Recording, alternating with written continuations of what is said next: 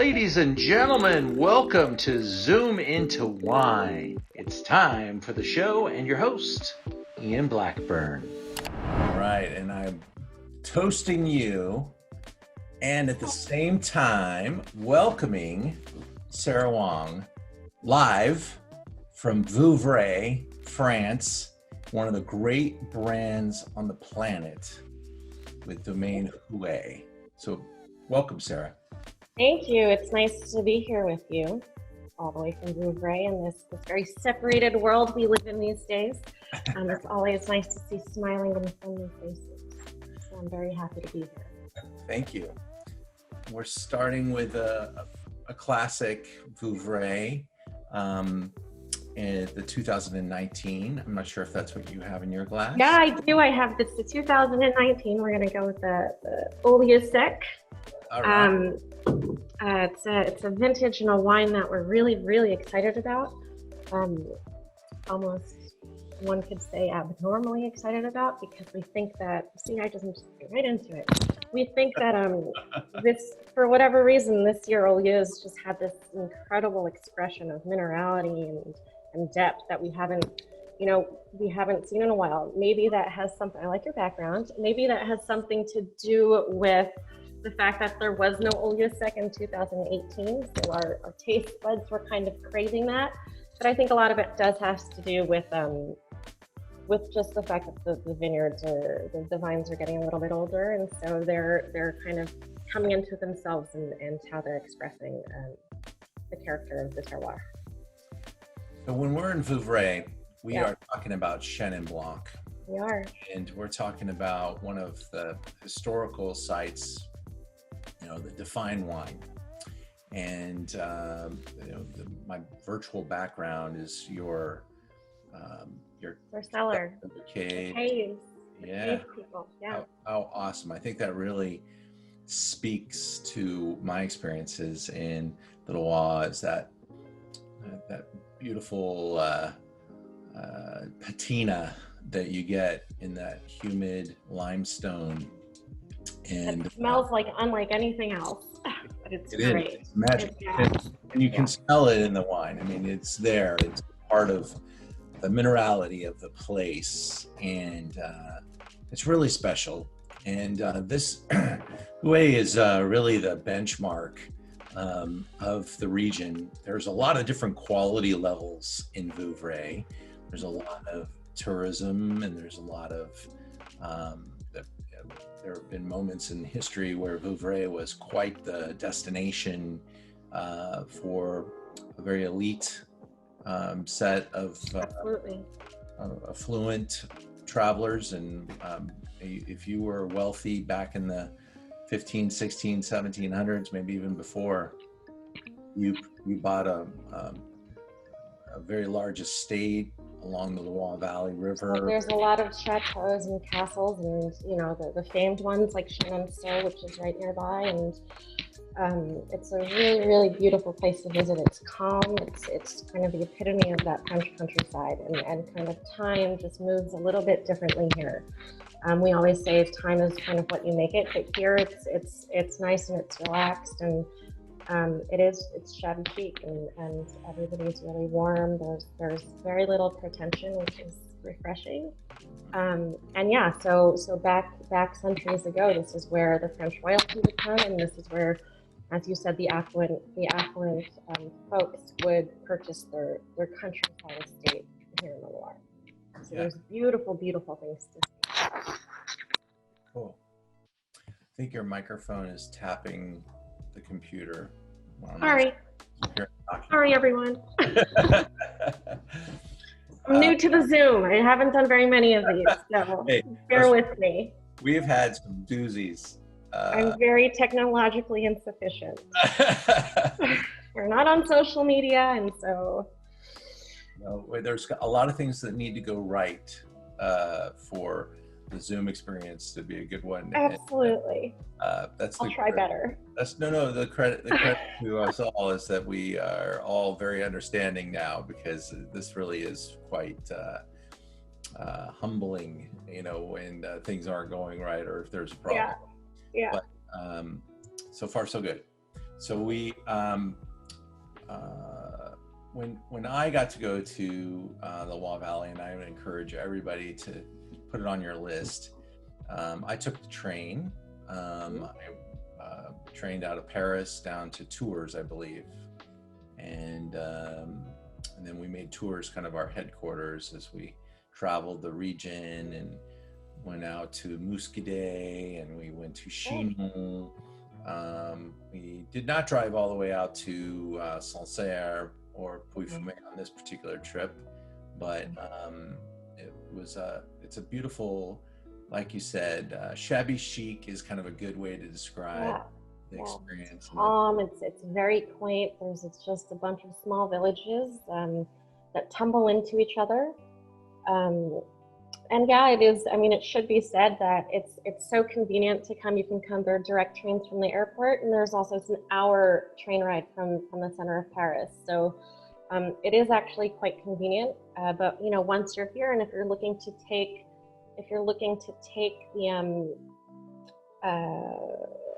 the wine route, there is quite a bit of driving. So yeah. No traffic. It should be said so that nobody feels as though, you know, nobody told me this. You've been warned. But it's really beautiful. There's nothing like the Loire, I think. Of course, I'm biased, so there's. That's good. That's good. I'm just normal. gonna spin through a couple of photos just to kind of set the mood and the tone. Sure. That's a really cool cellar door there. Thanks. I like it too. The H. We have a lot of good tours, and the cellars are amazing. They're all kind of it's you know, I always go back to the fact with our team and when I speak to people about wine is that it's not just about what's in the glass, it's about the people and the generations that have been involved. And you know, the cellars are one of those. These cellars here in Vouvray were carved out in a very, you know, early days to use as stone for the nearby chateaus and the cathedrals. They found out that because these cellars are made of tuffeau, which is you know, they erode quite quickly, and so they stopped using the rocks. But that's why we have our cellars. And you know, one of my favorite things when I walk through the cellars is to make sure that I look up, because you see the actual pick marks of those who carved them out, because that would be part of the work in the wintertime when the weather wasn't great. And the project would be to connect and to create the cellars. So it's amazing. There's been a lot of blood and sweat and energy put into making, you know, what we see today exist. And I think it's always really important to remember that in kind of all aspects of what we do and where we are. So your brand was established in the 1920s. Was it a cellar before? Yeah, so you know, this has been a winemaking village region for centuries. And it was an area that made wine before. And so the Huet family was in the city. Gaston Huet was 18 at the time, and his father Victor and mother Constance were cafe owners in the city. And due to the First World War, were advised by the doctor to move from the city to the countryside where the air was more pure for better lung health. And so, and Gaston is there on the screen on the left. And so they were looking for a place to move to, and there he is as a younger man.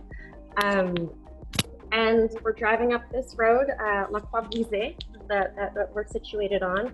And at the very top on the plateau is a manor that exists to this day, called Huet. At the time the manor came with about 5.5 hectares of vines. And so it was with the agreement of Gaston, who promised to kind of help out with this new family endeavor, that the Huet family, you know, Madame Huet, Constance, she said, I have a really good feeling about this place. There were these flowers called cyclamens growing all over wild. And she just said, I have a really good feeling about the energy of this place. And I think that this is where we should start, you know, the next chapter of our lives. And so that was in 1928. So purchased, already planted vines. There was, it used to actually be, I believe, the property of the mayor at the time.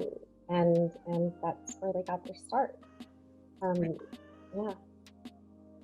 Tell us about your journey to Vouvray. How did you make it to Vouvray?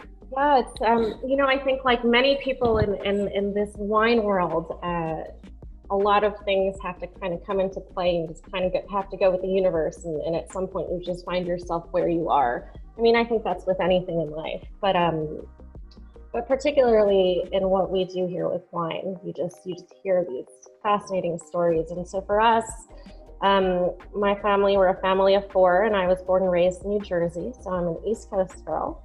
Okay. And there's, it's no more simple than a pure love of wine and a long-standing, ingrained connection with nature that's gone on for generations in my family. So in New Jersey, we grew up, gardening and just always being outside, and it was just kind of a part of our DNA, and being respectful. And anyway, my father, Anthony, discovered wine while he was in the United States, getting a doctorate in physics. And he loved that in wine, variables are always changing. Mm-hmm. So you have, what's going on with the vineyards, with the temperature, the seasons, the soil types, all of that is always sort of on the move, because the composition of the soils, while the basics might be the same, the nutritional aspect is always changing from one season to the next. And then you have like the vegetation, and you have certain treatments, and then you come into the cellars, and you have, whether it's natural cellar or the caves that we have here, and the vinification and what's going on at the press. There's just so many variables to learn about, and so along that physics line, there was so much to learn and so much to absorb, and just unpack. And so for as long as I have any memory, wine has been a part of kind of what our family did and what really connected us. It's not something obviously you talk about when you're little to your friends and at school, but at the dinner table, it was always kind of learning about the history of winemaking regions, because typically there's a really rich history attached or story attached, and kind of just smelling and taking little sips and bigger sips as we got older. But anyway, our first foray into this side was due to a love of sweet wines with great acidity. And that was in Tokaj. It was a dream of my father's to be on this side, and we established a winery in Tokaj named Kirai Udvar in 1996. Wow. And so, and through that, we had the wonderful opportunity to become a part of Huet story in 2002. So it's been about 17 years. Wow. And it kind of just remains pure. What brought us here, what led us here, was a love of wine and an appreciation that it's no more than a vessel to bring people together to share experiences and create memories and reminisce. And that's a really beautiful thing. And it's something that it's important that we keep, near and dear and present in what we do. Yeah. So that's great. So it's been 17 years. It's kind of one of those things. It's 2003 when you think about it. I think after you're a certain age, you think about that and you forget that the aughts existed. So you think, yeah, that was just yesterday, and then you think, oh, actually, no, it's been quite a while. But it's wonderful. Yeah. Time does fly. It does. Yeah. It's the way we kind of, market. It's the difference maker. And it sounds like your family's journey has been amazing. When I visited the Vouvray region, you felt this every part of France as an American visitor has a different romance And Absolutely. I really think that the town of Vouvray, with its historical nature and its kind of humbleness, it's as you called it, shabby chic. It's kind of it's country with these small towns, and the people are pretty diverse. Absolutely. And I mean, I think we ate some of the best ethnic food we had in France that wasn't French. In Really? Burrs, we had I think that's just part of the cosmetic of Vouvray and the surrounding towns as well, and then in the intertwined sense of wine and culture and history is really at play here. And Yeah, there's something incredibly peaceful about where we are, and it's one of those things that is hard to explain. There's for sure there are reasons. This was an area that the monks of Samarkand were in. They were the ones farming in Clos Bourg back in the olden days, and Clos Bourg is the oldest vineyard site in the Appalachian, dates back to the 8th century. So there's an essence of something out here that you feel when you're here, but is very hard to put into words. But it's something really magical. With your business being in Chenin Blanc and kind of a price point that would be considered, at the pinnacle because of your vine age, because of your reputation, because of your selection, so you find yourselves in probably the best restaurants, the best wine stores, but you can't be everywhere because your production is not that large. What does a day in the life look like for you? Are you, out talking to your exporters, your partners? A day in the life out here is, it depends on the day. It depends on the year, for sure.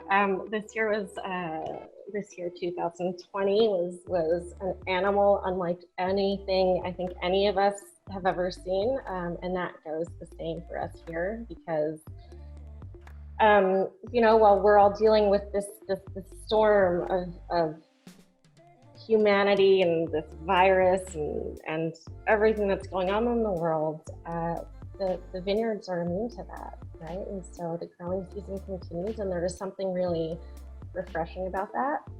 Right. But it was a really intense season. So this year is a little different. But in the daily life, it's always changing. There's so many different aspects to what we do that sometimes we don't necessarily often think about. That I'm not always on the phone with export. There's just day-to-day winery work. There's work in the fields that has to get done, and it kind of depends on what the season is, right? So we're coming up now in less than 10 days. It looks like we're going to be starting harvest, and that's when everybody's schedule really goes haywire. But it's the most exciting time of the year. And next week we'll be bottling our 2019 sparkling, our baseline.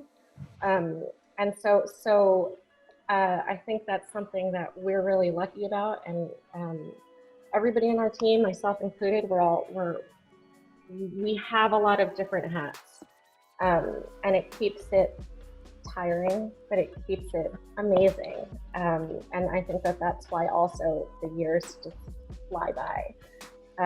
When you're a wine grower, winemaker, yeah, there is always the next date hurdle coming, and you can't miss that date. It doesn't stop. It does not prep the barrels. You gotta all of it. Prep the bottling, prep the harvest, prep this, prep that. There's prep, and then there's the work, and then there's the back end. There's making sure that the corks and the bottles are all up to par, and it's a chess game of how you allocate your time. But that's everything, right? Everybody has a lot on their plate. But yeah, I know that I don't mean to check it on that question. It's just a really hard question to have. I'm based predominantly in Vouvray. So traveling is done when it's necessary. But there's plenty of things to get to here. Sure. And we're one of the bigger teams in Vouvray.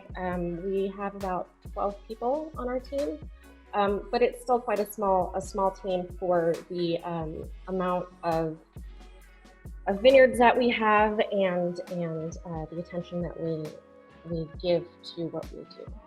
Yeah, So, 30 hectares is your total. we have 30 hectares, yes, split over 3 different vineyard sites. And in acres for America, that's about 75 acres, maybe 70. About that, yeah. Yeah, and with your standards, you guys are almost entirely organic, or are you? Yeah, we're absolutely entirely organic. What we are is what I like to call organic on steroids. So we were one of the first. We were one of the first producers in France to transition into biodynamic farming. We first started experimenting in 1988 after a very chance encounter with Francois Boucher. Mhm. And we tested a plot in Clos du Bourg. And what we saw immediately was that the vines came back to their natural color, which was a little bit less green than they were. The juices ripened a little bit more evenly. There was a salinity to the juice, and it was just there was more depth immediately. And so, in the history of the estate, we've never used pesticides or chemical fertilizers or any of that. But we decided then to transition to fully farming biodynamically. And so we're one of the first certified as well in 1993. So for those of you who aren't as familiar with biodynamic farming, what that means, it means a lot of different things to a lot of different people, but it is a philosophy of how you kind of approach not only farming, but how you kind of approach the world. And the essence is that the vine is the meeting place between the terrestrial and the celestial. And so everything is interconnected and it's all about balance. And so there are no chemicals. Everything is it's a homeopathic approach to farming. And it's based off of the lunar calendar and the lunar cycles and the positioning of the constellations. And why the moon? Simply because we all know that the moon controls the tides. Plants and humans are majority water. Plants are 90% water. So of course there is an effect on growth and of the energy and what's happening. And ultimately, by farming this way and kind of giving the vines kind of the nutrients that they need, what we do is we reinforce their immune systems. And kind of like us, if we try to eat well and drink enough water, something everybody forgets to do. Plants need rain, we need water. Then kind of when you get sick, you have more fortitude naturally to fight against whatever illness that is. Now, obviously, that's not everything, but that's sort of the concept. Yeah.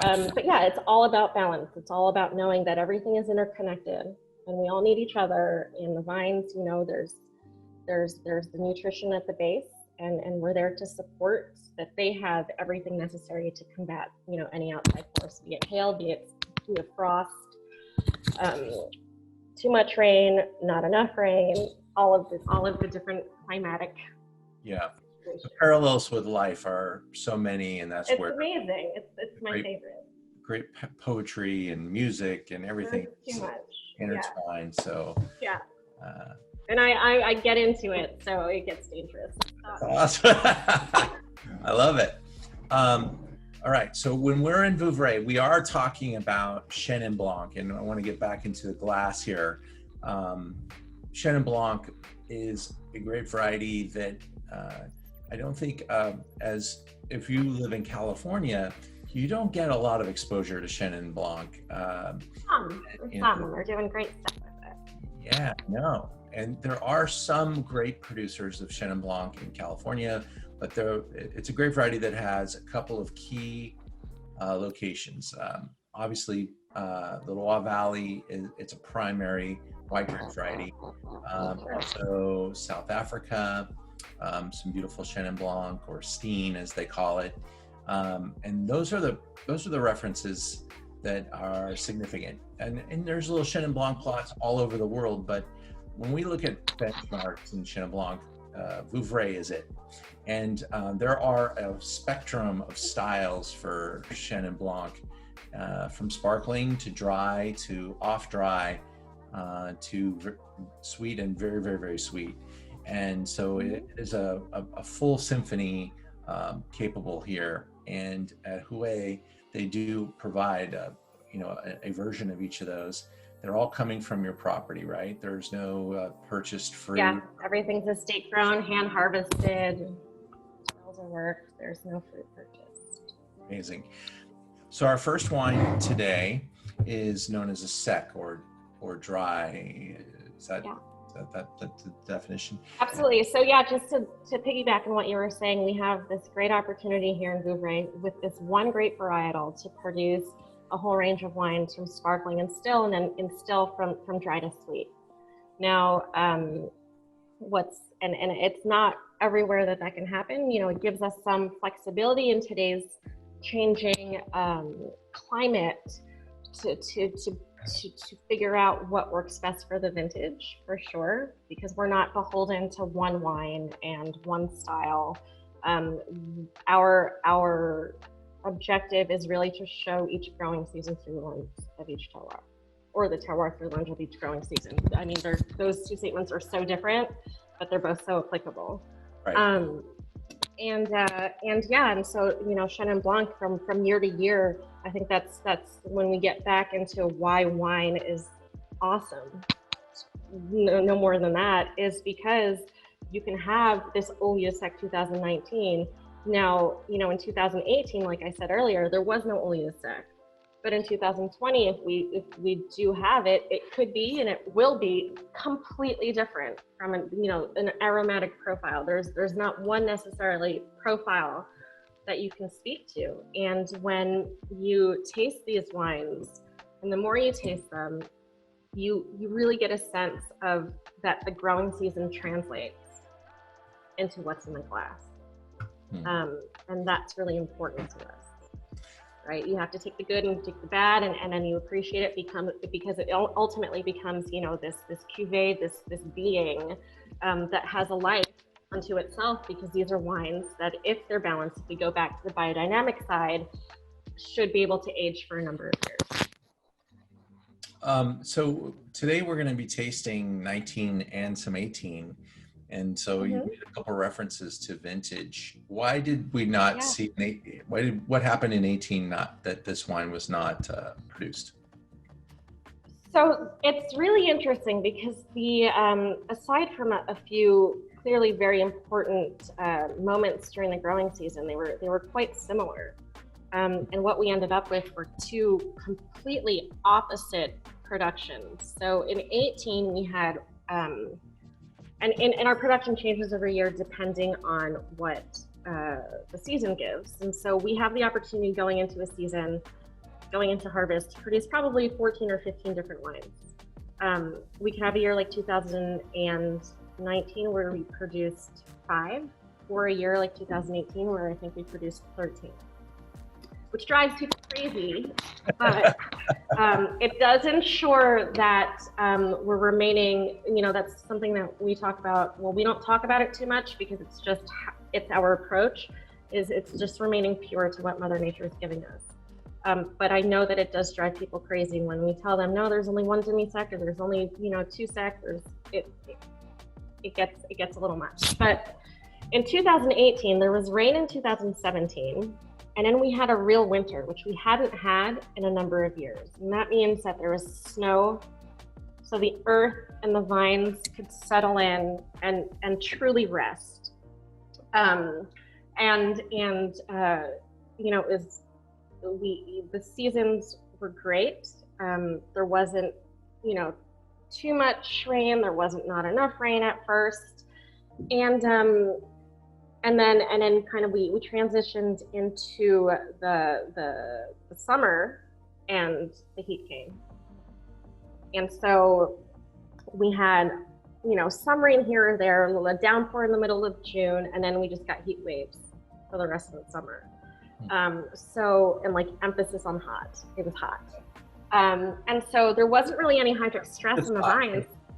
What is hot? Is that 100 degrees? Did you get 100? Yeah, it was like 110 for a number of days. God. And we're in Europe, everybody. There's no air conditioning. There's, happily we are cave people. We have the troglodytic houses, and so that keeps things pretty cool, but also kind of humid. But it gets really, it's really uncomfortable. It is what it is. But yeah, so there was no hydric stress because we did have some rain throughout the season. So the vines were able to withhold. Again, we go back to the immune system being strong, being able to withstand outside circumstances. And we got to a point at harvest where the berries were physiologically ready and at maturity, but not phenolically. Mm-hmm. And so just because of the heat, it was a solar year, so that means that the maturity came from the sun. The sun was what ripened the grapes. So it could be the sun, it could be the wind, or it could, really be the earth. And the earth means like that's typically a cooler vintage. And so, we started harvest on, I think it was the 17th of September, if I'm not mistaken.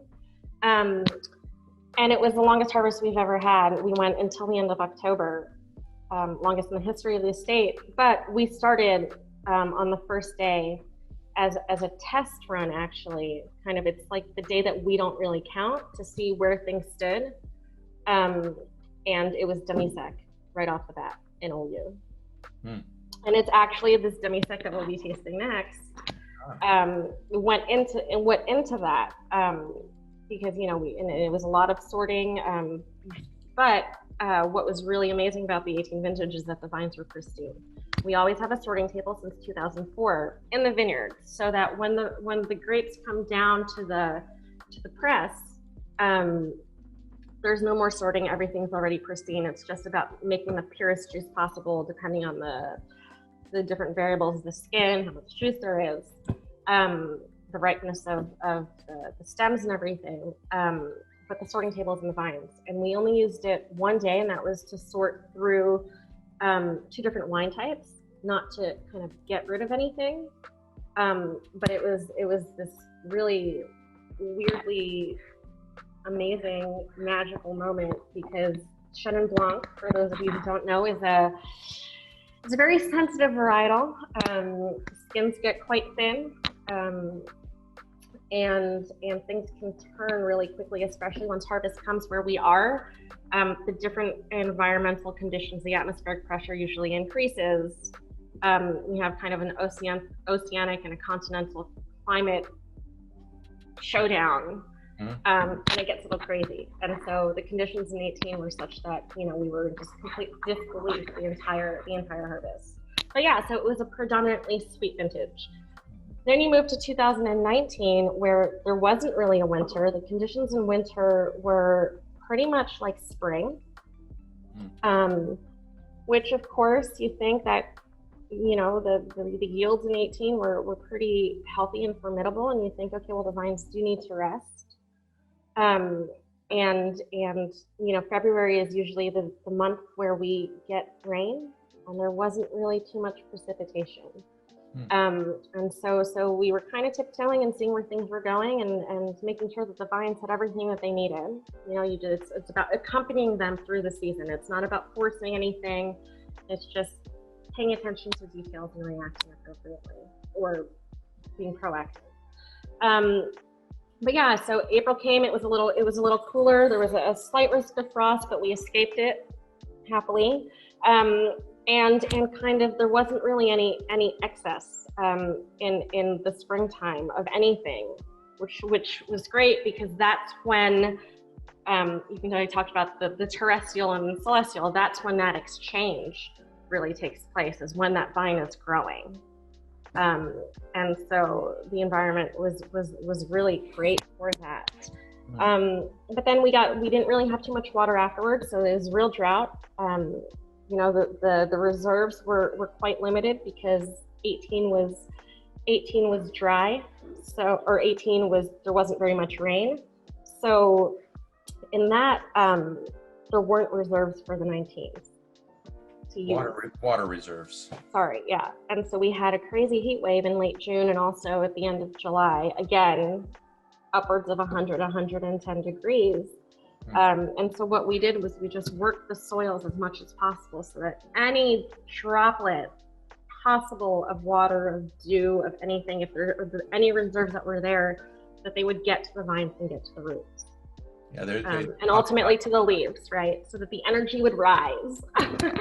Right. And they say that a good hoeing of the soil is the same as like a drenching of the vines or something like that. That's exactly the statement. Exactly the statement. So, and that is something that we repeated actually quite often in 2019, like actually.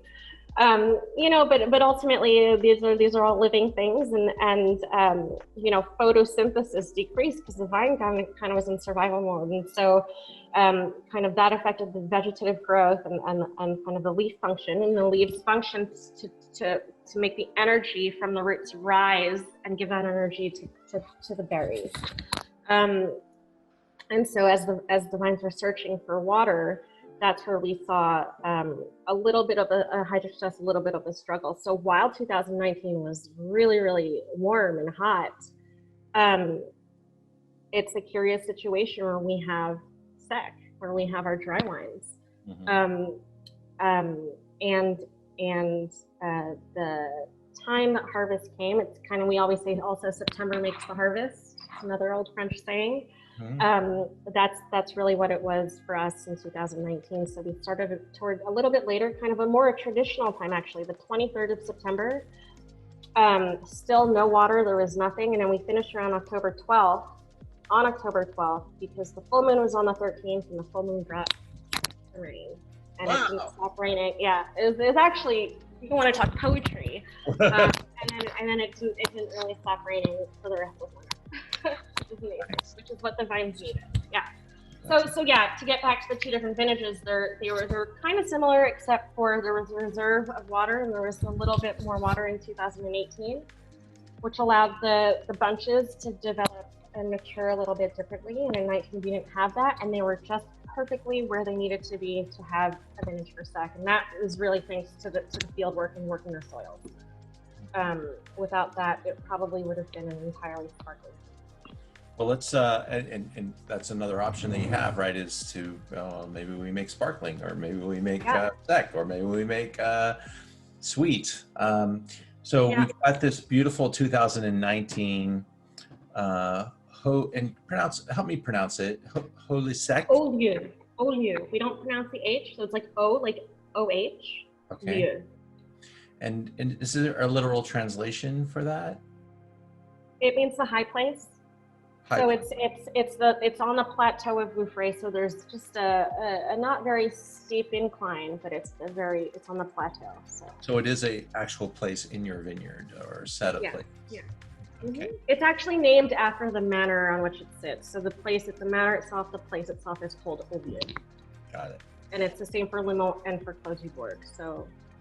Well, as we're tasting this, what we're about to describe is really, these are the bones of Chenin Blanc, and in the driest form, you really smell that Vouvray terroir, that connection with the rock and the connection with the stone, and these wines have got really, really high reviews as usual. And the press has been kind of going back and forth like we have done, talking about the benefits of both vintages being a little different, but both playing into a super high. So I don't know too much. So super high quality, but very different vintages. So you really did a good job of laying that out for us. So we start off with the 19 sec as an entry, and it shows its youth. This wine will age like a champion, and you can enjoy it now and see the youthful expression of Chenin. What do you point out in the nose of a Chenin Blanc? Well, so that's another. It's hard to always give a general response to that, because in a richer vintage like 18, you can go a little bit more exotic. Here, I think it's more kind of like when I kind of smell and I taste the wines differently depending on vintages and depending on the wines, and when I think of this wine, I kind of just get a sense of like lemongrass, something fresh, but slightly exotic, but not in the fruity sense, which I think is super fun when you think of the different food pairings that you could have. And yeah, there's just crazy minerality. This is a wine that ripens due to the earth from the roots, and so it's super terroir driven. And that's what's an awesome, that for us is an awesome indicator for a great second vintage. And like you said, these are wines that you can age, and people often ask me, well, should I drink it now or should I wait?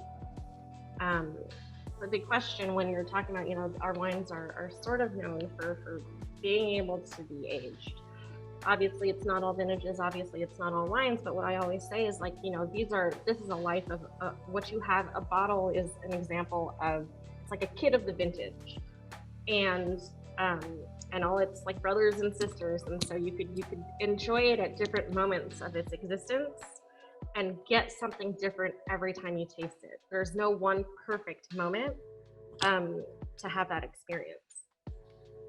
And if you have the wine, in its youth, like these 19s, or that were bottled, this was bottled in early May, or you have the wine 5, 10, 15, 20, 25 years from now, it's going to be different. And kind of like people, there are times when the wine might get cranky, and you might be like, oh, that's not good anymore. But if you hold out, it'll blossom and it'll bloom and it'll show other colors and more depth. And excuse me, and that's the fun that we have here with that.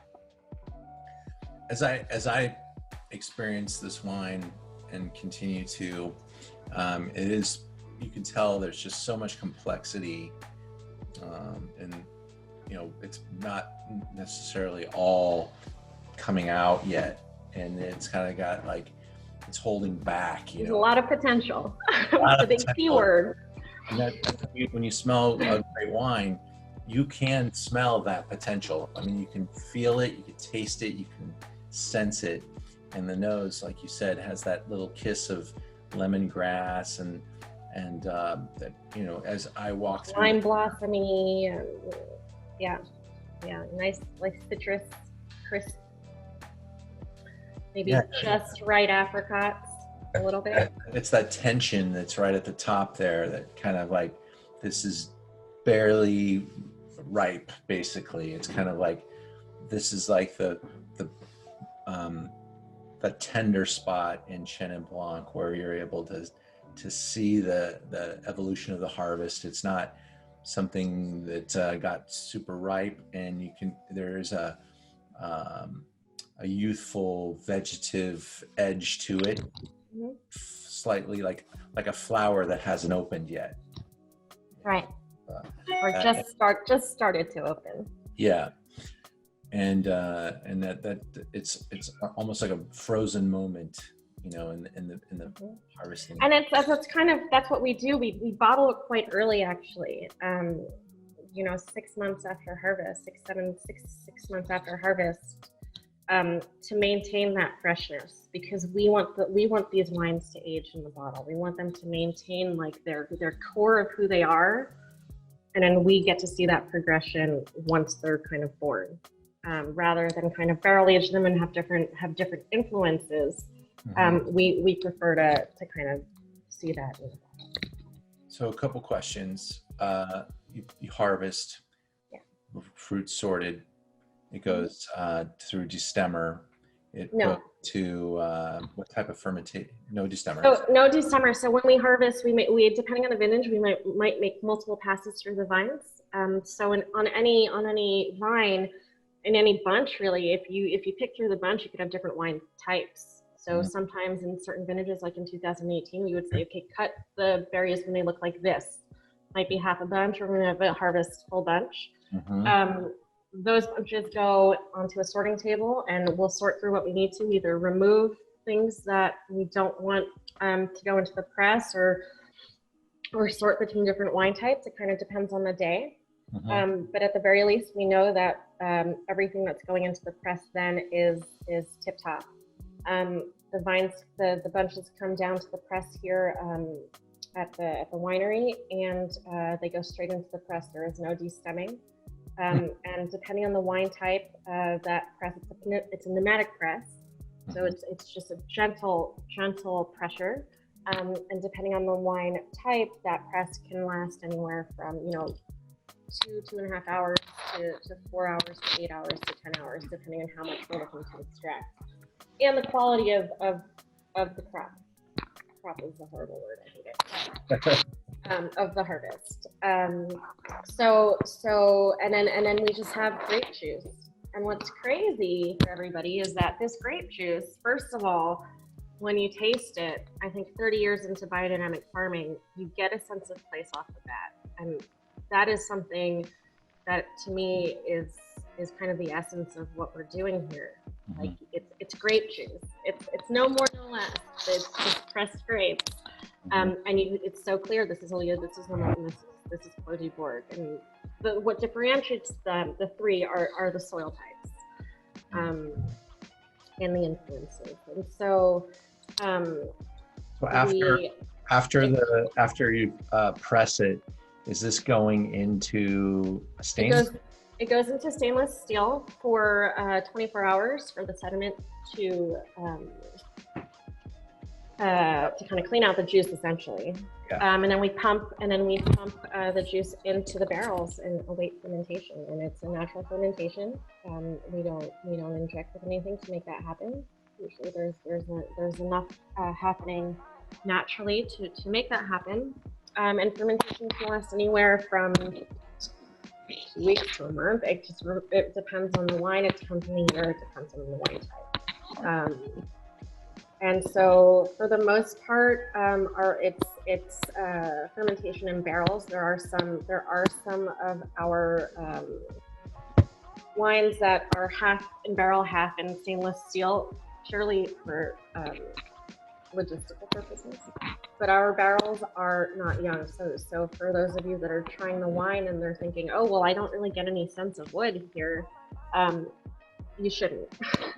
The average age of our barrels right now is probably 35 years. We do some renewal. So if you look behind Ian here, you'll see one nicely newly toasted barrel. Right. But the rest of them are nice and dark and aged. And that's another thing for us. The barrels are just purely containers. It's kind of like what goes on in the vines. You have renewal, so that you don't find yourself in a situation where you have all new barrels or all new vines.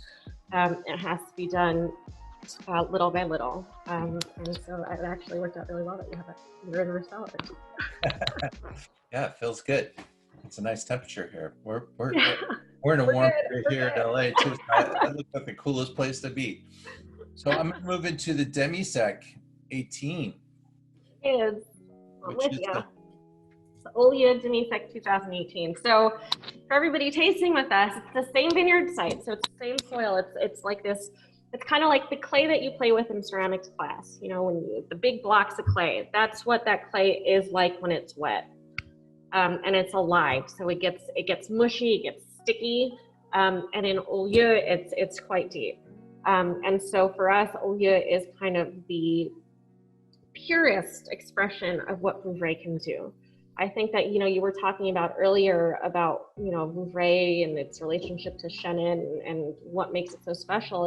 It's these soils and the fact that here there's this beautiful acidity that just works, and so there's going back to the idea of balance.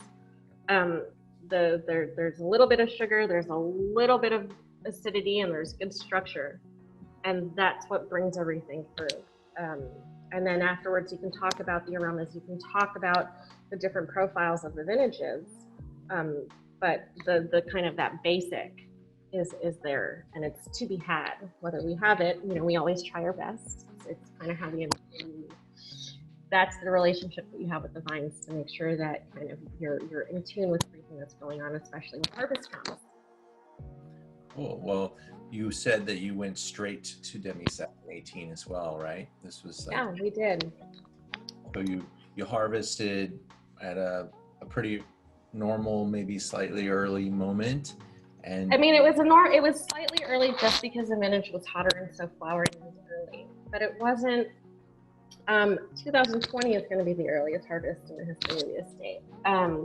But I mean, it was right around where we had been harvesting the last few years, the 17th of September. We kind of go between the 17th of September, 18th of September, through to maybe the 5th or 6th October, which is a pretty big range, but that's what we've been working with.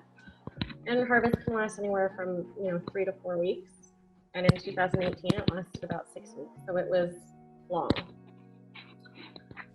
And so when you harvest, you obviously are measuring the sweetness, the maturity of the grape, and determined that you have achieved something a little bit more significantly riper.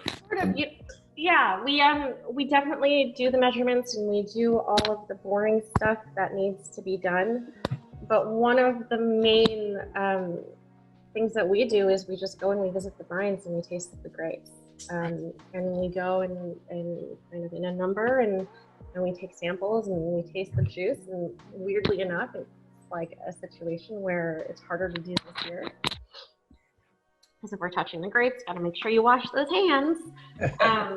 And yeah, so it's really about kind of how it tastes. On taste if the berries are ripe or not. And it's going as often to kind of follow the progression of ripening, because that changes from year to year as well. But sure, we definitely measure the sugar, but the objective is never to go into a harvest knowing what we're going to produce. I mean, it's obviously good to have an idea, but best made plans. And so what we do is we just make sure that we have, like I said, that structure, that everything is solid. We go in at the right time, and then the objective then is to press the purest juice possible, and whatever that turns out to be it demi-sec, moelleux, sec, premier tri, a constance, or sparkling, so be it. And sometimes it's in between, and that's where sort of vinification might come into play. But in fermentation, but there is never any objective, and it's I guess in that sense, that part of things is very artisanal, because we don't adhere to a blueprint. Our way of working is the blueprint, and then we adapt to what nature is giving us each year. The term demi-sec meaning slightly or off dry. Off dry, literally it's half dry. And what it means off dry. Sarah, what number are we talking about when we're talking about off dry? On this demi-sec, I think it's around 18. Okay, so 18 grams of residual sugar per liter. Grams per liter, and in a dry wine you'd be 8 or less. And yeah, in Vouvray it's 8 or less. Our dries typically are between 3 to 7. Got it. But it really depends on the vintage and what that balance turns out to be. If we need a gram or two extra to go with the acidity, then that's what we're going to do. Right. So what I love about this discussion is that we just tasted a dry wine. Now we're moving into what you would consider off dry, but this is not a dessert. You don't feel as though we've made that much of a departure from the sec, and that's due to the balance. Like I keep going, I feel like I'm getting boring, but sorry everyone. But no, but it's been a long day. the good thing here is to be able to experience this and to pass on this message, because I think the world for sweet wines is slightly challenged. I wouldn't even consider this sweet. That's the thing, and a lot of people do, but it finishes really dry. You take a sip of it. Yeah. You taste it, and sure, there might be just like it's almost like sometimes biting into a juicy fruit, but afterwards you have no sensation that you just bit into that fruit. There's a length, you have the aromas, you have the flavors. And that's the point. You don't want anything that's super overwhelming. And that's when I talk about balance, that's what it is. It finishes dry because it's all sort of in harmony. And So, obviously we kind of aim for that in our sweeter styles as well. with the first wine, can you just quickly, because I want to be careful on timing. Yeah. Yeah. With the first wine, give me one dish that would be the quintessential sec food pairing. It might be because I am crazy this cuisine right now. I've been in France for a while, everybody. Yeah, rub it in. But I would actually go with like a real nice, just clean green papaya salad. Okay. With a little bit of maybe hazelnut, chestnut crumbled on top, and just keeping it simple. I feel like it would kind of go with the minerality and the refreshing nature of the wine. I love that. I'm doing a lot of stone fruit salads here, and we put a little stone fruit with. Actually, last night I made it's the absolute perfect time here in California for avocado, and so stone fruit and avocado and a little white balsamic. I made the best salad ever. Moving into that sounds so good. Moving into the Vouvray demi-sec, how do you take the dish? Where do you take the food? What is like the dish? All right. Again, it's so not French. That's all right. Sorry, everyone. That's what's great. You can apply. It's like I'm just using my imagination to what my taste buds create. Yeah. I would probably go between, actually like a nice spicy, talking about Mexican food, a nice spicy carnitas. Like slow cooked. So there's a little bit of sweetness. Yeah. A little bit of salty. Fruit juice in the. Yeah. I think that could be really nice. Or, with the demi-sec and moelleux, like a great pairing is always like the Sichuan pepper. Mm-hmm. It has that floral nature, and you can pair it really nicely with, because there's a little bit more exotic in this wine. Just like slightly mango, a little bit of pineapple. Obviously, there's stone fruit. And so what I always say, actually, for people that are looking for pairings is, think about what it reminds you of. You don't need to think, it's precise, it's this, it's that, but it reminds me of this. It might not even taste like it. And then you could use whatever you come up with. Okay, well, how would you cook that? Or what would you put that in, right? So if you think of stone fruit and you've been making some stone fruit salads, well, that wine is probably going to pair really nicely with that. And with this, I personally just had some roasted duck. Oh my God, yeah. With sauce and a little pancake, and this would be the perfect kind of.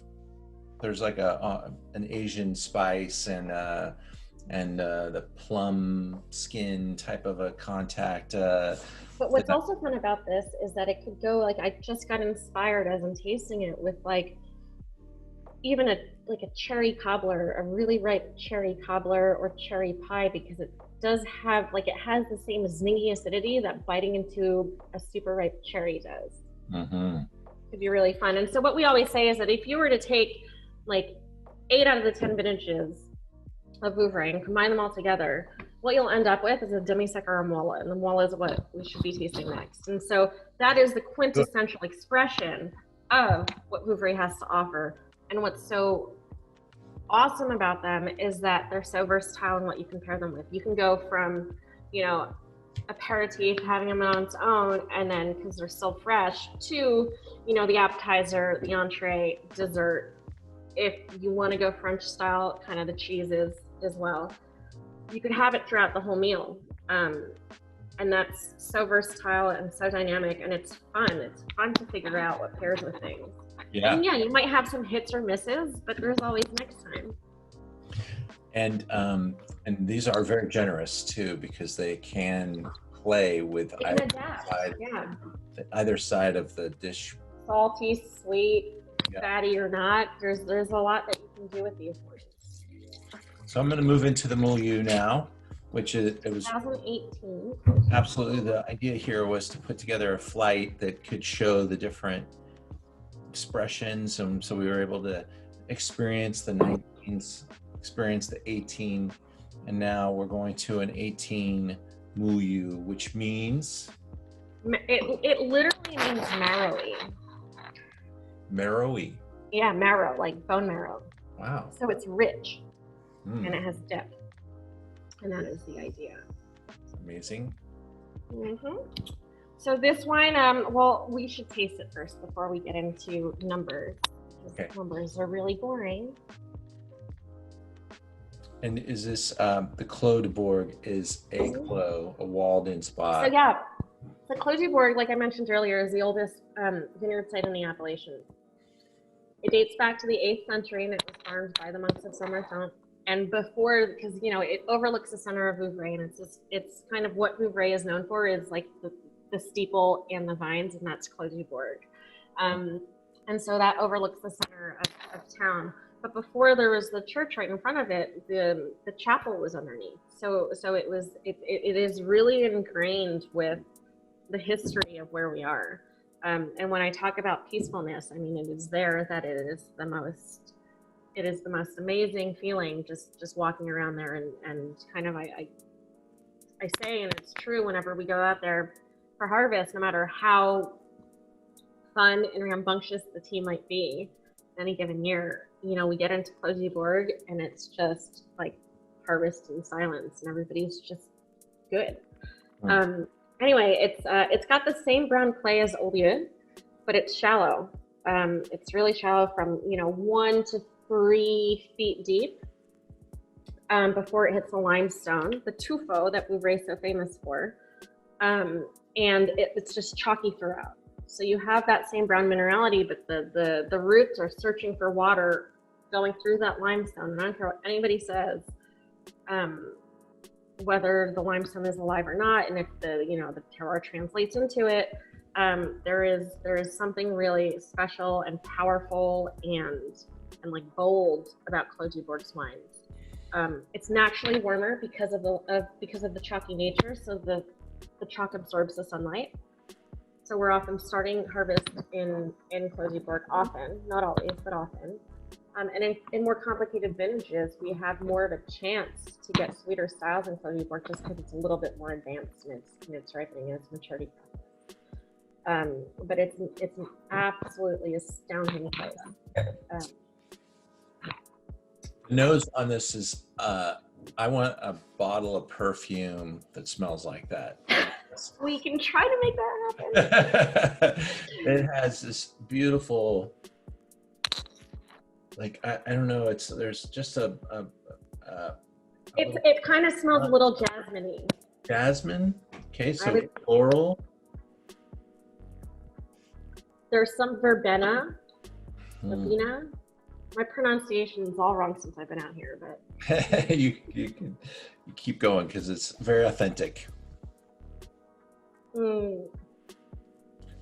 Okay. And so again, it's not overabundant.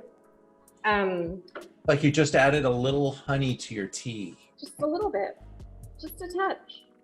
And again, this is a warm vintage.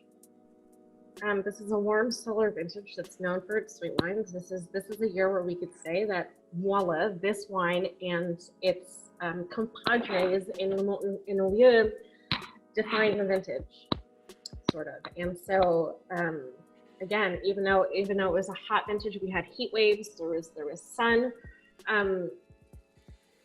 The vines have the resources to define who they are and what they produce.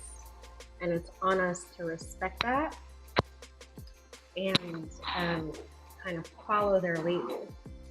And, people sometimes ask, especially after this 18 vintage, we've produced one sec, we've produced 2 demi-sec. They were like, well, why didn't you make more of this certain wine type? And I just said, you know, you push for something, and that's where things go wrong. And I think that that's where maybe the naive belief in the universe comes into play that we all kind of adhere to. But when you push for something, okay, you might get it, but it won't be exactly what you're looking for. And so we say, why push? Let's just be, and let's just do it, and then we'll go from there. It's so juju, I know, but feeling it. There's something you can't really prepare yourself for when you smell this wine. You get this tender, you know, inflections, reflections, and then you step into the pool of the flavor, and it's so deep and so, you know, it's just something, I don't know, it's almost, maybe it's the history or it's whatever it is, but it just takes you way deeper than you're prepared to go. It's so funny that you said use the word tender, because what I always, since the very start, have compared this wine to is like drinking a hug. Yeah. A good, like, bear hug. Because there is that tenderness, but there's also this energy of emotion, and for me, that's what hugs represent. It's the action, but then it's the warmth and the exchange afterwards. And I feel like this wine, there's something about it. So I agree with you. It's nice to be able to send the world a hug right now. So. It is. That's why, and it goes back to all of that. That's why we do what we do. Everybody needs a hug, even if they don't think they do. Man, that is gorgeous, gorgeous stuff. Now, again, people are shocked at how well these wines age because they're white wines, but there's something intrinsic about them that allows them to develop with just a nice, slow pace.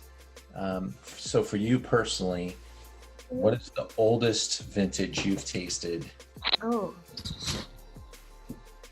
Well, I don't know. I won't say the oldest actually is the vintage that the Huet family didn't even make. But the most memorable vintage that I tasted was probably a 1945 Old Vieux Moelleux. And the reason it was so special is because I had it with Gaston Huet's oldest daughter for her birthday. And it was just happenstance. She still comes to Vouvray once or twice a year, and we have a pretty good relationship. And just happened to be up in Old Vieux at the same time, and she said, "Hey, it's my birthday. Let's open a bottle from the old cellar." And you know, to share that experience again, going back to the idea, it's about the experience. The wine was alive and complex and unbelievable. But one of the reasons it was so good was because of who I was with and what that meant, right? And I feel like that changes everything. But that's what probably I would say is the most memorable. That's awesome.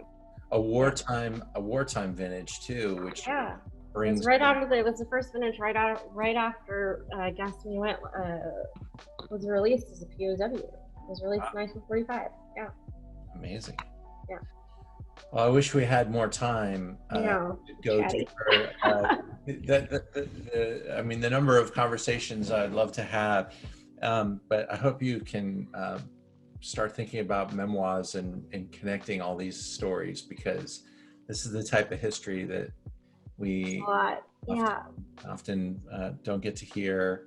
And there's just so many great stories, so many little things to pick up, and that's what I love about wine, is it brings us together. It brings this group together. We're all tasting together and experiencing.